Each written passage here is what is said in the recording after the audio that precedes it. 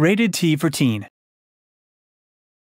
A Dragon Ball game without gravity-defying duels between champions is no Dragon Ball game at all, and Fusions is no exception.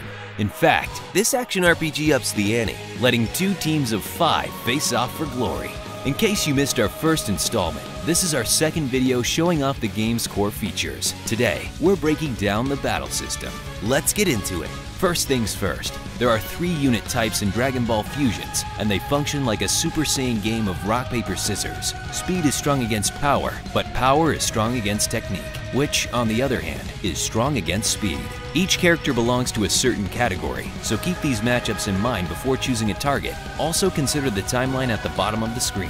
The character closest to the right is next up to perform an action, but if that character takes damage, they'll move slightly to the left, potentially allowing another character to take his or her position. Consider ganging up on one enemy to push them further and further back in line. Once you've decided on a target, it's time to strike.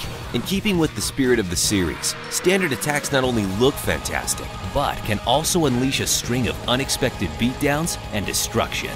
Check this out. When Goten selects Pisket with a standard attack, you're given a brief window to see the direction you want to send him or her flying. This isn't just for show. Knock enemies into their friends to deal extra damage, or launch them out of the arena and into a nearby rock formation.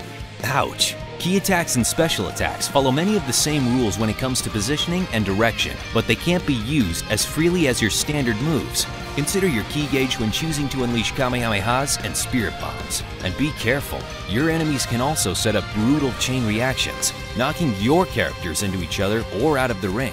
But you don't have to take your lumps lying down. As an enemy prepares to strike, hold the slide pad in the direction you'll think they'll attack from. Choose correctly and you'll block, significantly reducing the incoming damage. That about does it for today, but there's a lot more to come in our third and final video. We haven't even covered Fusions yet. Stay tuned.